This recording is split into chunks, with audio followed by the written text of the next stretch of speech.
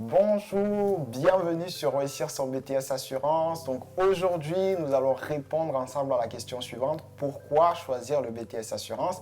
Avant de le faire, je tenais juste à remercier toute la communauté. Merci en tout cas pour le soutien que vous nous apportez. Merci pour vos commentaires, vos likes. Ça aide beaucoup. Donc aujourd'hui, pour répondre à cette question, je ne suis pas toute seule. Je suis accompagné de Monsieur Lamide. Voilà, qui est notre invité et qui va essayer de répondre à différentes questions que nous lui avons préparées.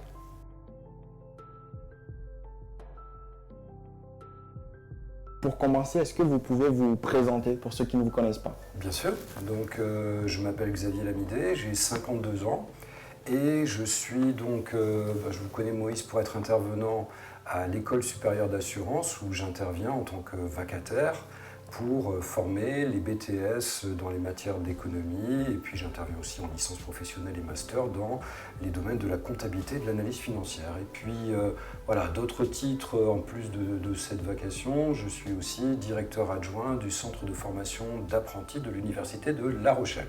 Voilà.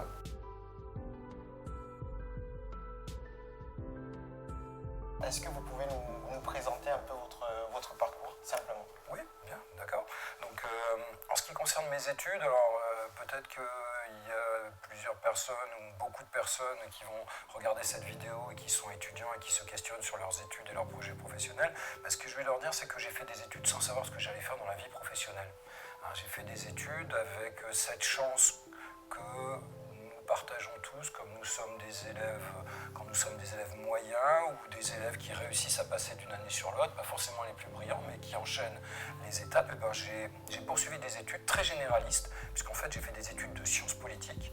Donc j'ai fait l'Institut d'études politiques de Bordeaux, complété par une maîtrise et un DEA de sciences politiques. Et ensuite je suis rentré dans le monde professionnel en travaillant dans le développement territorial, dans le secteur de la formation, du côté des entreprises et du côté des organisations professionnelles.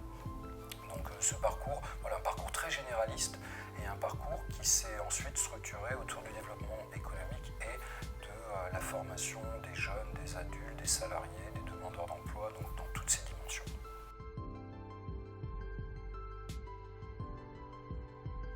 Vous avez été également directeur administratif financier d'une banque d'organismes de gestion rattachée aux branches professionnelles de l'assurance, Oui. l'Opcabaya. Est-ce que vous pensez que votre parcours, en tout cas, c'est ça qui vous a finalement permis d'être à ce poste aujourd'hui?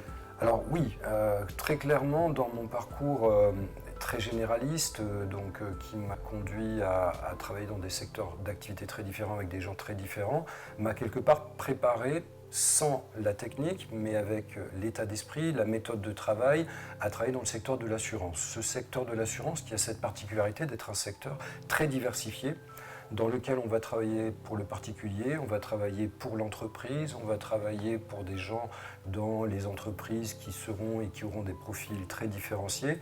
Et effectivement, ce que j'ai pu faire en termes de développement économique, de travail avec des entreprises, de travail avec le monde politique, le monde économique, m'a conduit à avoir ce portefeuille de connaissances et ce portefeuille de compétences qui fait que dans l'assurance, il faut être à même de travailler sur un secteur très large, très diversifié, où il faut être curieux. Voilà. Donc je n'avais pas, et comme je l'ai dit, je n'ai pas de formation technique qui m'ont préparé à tenir un poste dans ma vie professionnelle de directeur financier.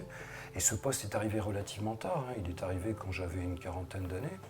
Mais tout ce que j'avais fait en termes de culture générale, en termes de méthode de travail et d'interlocuteurs diversifiés m'y a préparé. Alors j'ai eu cette particularité de travailler dans le secteur de l'assurance, mais surtout pour le secteur de l'assurance, dans le service aux entreprises. Ce qui me conduisait à avoir des réunions avec les organisations professionnelles de l'assurance, donc les représentants des entreprises, à la Fédération française de l'assurance à l'époque, France Assureur aujourd'hui, avec les syndicats salariés des entreprises, mais aussi avec les directeurs des ressources humaines, les directeurs formation, des grandes sociétés d'assurance, des mutuelles de Niort, dans lesquelles je me déplacer pour les informer sur les dispositifs de formation, les conseiller sur la façon de mettre en place leur recrutement ou la formation de leurs collaborateurs.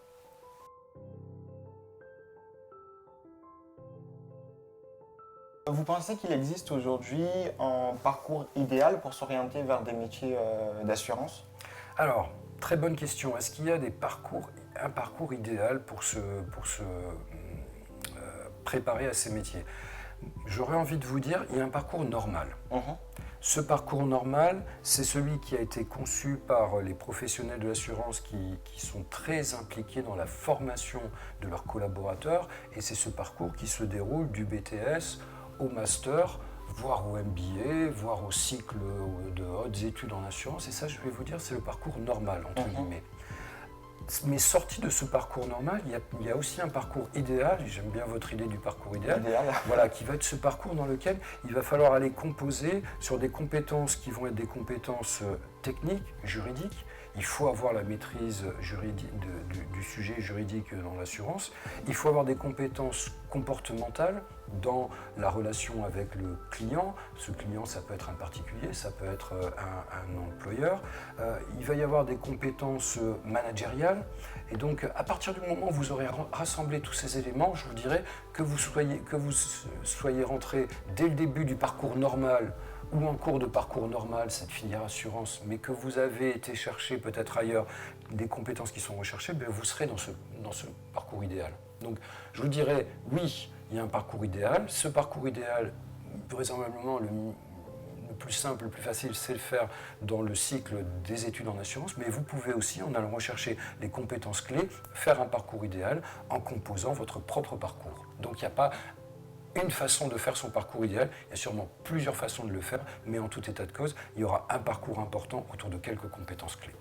Donc on l'a compris, donc il y a plusieurs façons de manière en tout cas pour intégrer, pour réussir en tout cas dans les métiers d'assurance. En parlant de parcours de formation, aujourd'hui vous êtes intervenant au sein d'une école d'assurance, donc l'ESA, l'École supérieure d'assurance.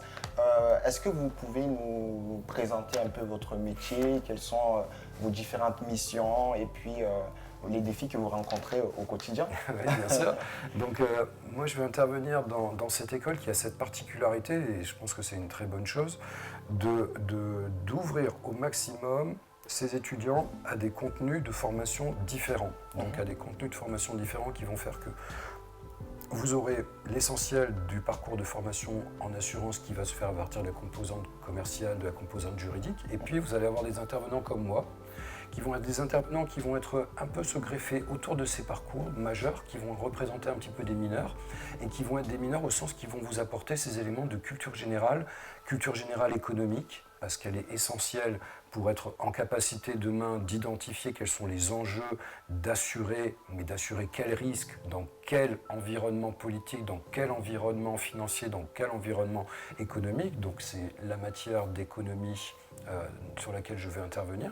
Et puis je vais intervenir dans une autre matière qui vont être les matières en lien avec l'analyse financière d'une entreprise. Eh bien, quand on travaille dans l'assurance, à un moment donné, on va avoir un interlocuteur que sera le chef d'entreprise. Ce chef d'entreprise, une façon de le connaître, c'est de connaître la carte d'identité d'une entreprise, qui est son bilan, qui est son compte de résultat, et donc d'être familier avec ces éléments qui nous permettent de mesurer la performance financière d'une entreprise, sa solidité et sa structure financière. Alors le défi en ce qui me concerne, ça va être effectivement d'amener les étudiants vers ces matières dont ils peuvent percevoir l'intérêt, mais peut-être que très factuellement, c'est pas le quotidien de leur métier, c'est pas ce qu'ils font forcément aujourd'hui dans leur poste de travail, mais je pense que ce sont des éléments éminemment importants pour la suite de leur parcours professionnel. Donc mon défi, c'est de faire venir des étudiants à des matières, les intéresser, leur donner le goût, pour que quelque part il leur reste ces éléments demain, quand dans leur parcours professionnel, la question d'analyser la situation financière d'une entreprise, son bilan, deviendra une question réelle, pragmatique, à laquelle ils seront confrontés, ce qui n'est pas encore le cas aujourd'hui.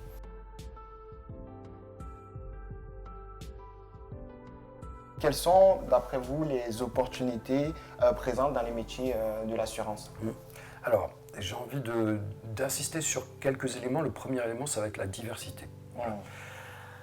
Diversité parce que vous allez entrez dans un secteur dont vous découvrirez au fur et à mesure toutes les possibilités. Vous identifiez aujourd'hui le métier de l'assurance au travers des assurances qui couvrent les biens que vous possédez peut-être d'ores et déjà, ou que vous envisagez de posséder, et vous voyez ces premiers éléments qui font que voilà, un assureur, ça va être quelqu'un avec qui on dialogue et avec qui on a un acte de vente. Eh bien, derrière ce premier élément, on va découvrir une énorme diversité de métiers qui vont faire que l'intérêt de rentrer dans le secteur de l'assurance, c'est de pouvoir passer effectivement d'un métier à un autre très facilement.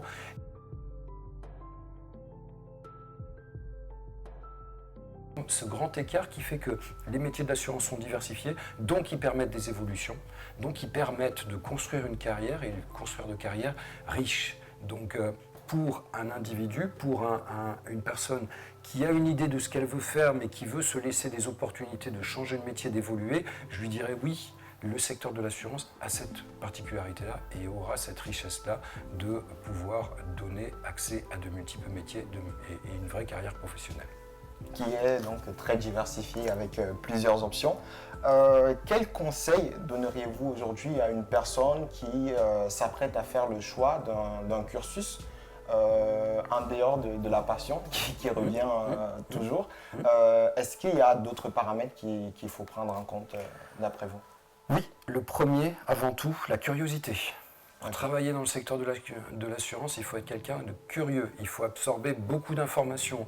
Il faut absorber cette information qui fait que vous penserez à un moment donné le monde et toutes les informations qui vous arriveront dans la dimension, mais quel impact ça aura demain, ou aujourd'hui même, ou après-demain, sur les risques que je couvre, sur mes clients potentiels, mes clients actuels, sur ce que je pourrais leur proposer pour mieux les couvrir sur le risque, mieux les amener sur un accompagnement financier, donc la curiosité. Ensuite, je dirais la rigueur. Voilà, un assureur, c'est quelqu'un de rigoureux. C'est quelqu'un qui doit être précis, c'est quelqu'un qui travaille avec le droit, qui travaille avec la confiance des individus, donc c'est quelqu'un qui doit avoir effectivement cette dimension de rigueur et ce sens du service.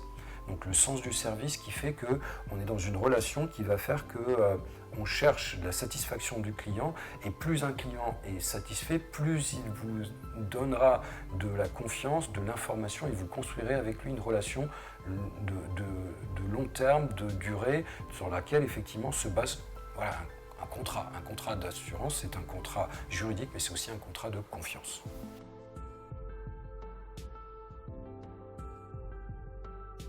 Oui, oui et oui, le secteur de l'assurance est un secteur de l'avenir. Alors, en parlant d'avenir, il y a quand même un événement qui nous a tous marqués, donc la Covid-19. Dans quelle mesure vous pensez que cette crise a impacté l'assurance? Alors, crise, oui, et impact majeur dans le monde de l'assurance. Alors, on va dire, si on reprend un petit peu tout ce qui a pu se passer et qui a impacté l'assureur, du fait de tous les métiers qu'il couvre, il a été impacté économiquement. Et il a été impacté économiquement négativement et positivement. C'est-à-dire les assureurs qui couvraient plutôt des dommages chez les professionnels, chez les entreprises, a été un assureur qui a dû subir moins de rentrée d'argent, plus d'indemnisation, et donc un assureur qui a été percuté de plein feu par cette crise et qui a dû jouer son rôle d'amortisseur pour les entreprises.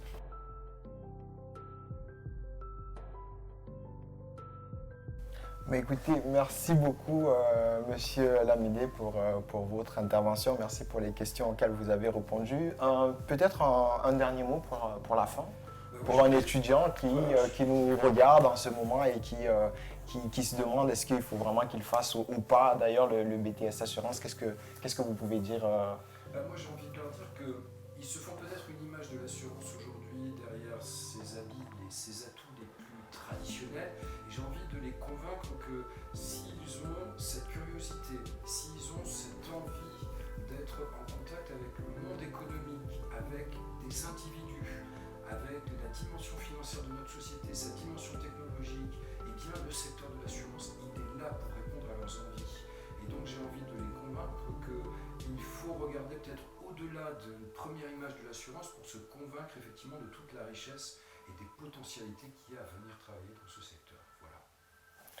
Voilà, bah, vous aurez compris, le secteur de l'assurance est un secteur en tout cas qui est intéressant, qui offre pas mal de possibilités. Il y a des emplois en tout cas qui sont à pourvoir. Donc n'hésitez pas, vous avez écouté qu'il n'y a pas un parcours idéal, même si c'est vrai que commencer par le BTS Assurance, c'est quand même le choix le plus logique. Maintenant, on peut y arriver par différentes façons. J'espère que cette vidéo vous aura aidé à réaliser un peu les différents enjeux. C'est vrai que lorsqu'on parle d'orientation, on regarde, oui, il faut que ça plaise, mais il n'y a pas que cet aspect-là. Il faut aussi regarder les enjeux qui sont derrière. Est-ce qu'aujourd'hui, le métier dans lequel j'ai envie de m'orienter, il y aura derrière du travail en fait, parce que c'est quand même très important. Voilà, merci pour ce temps et on se dit à la prochaine fois pour une nouvelle vidéo.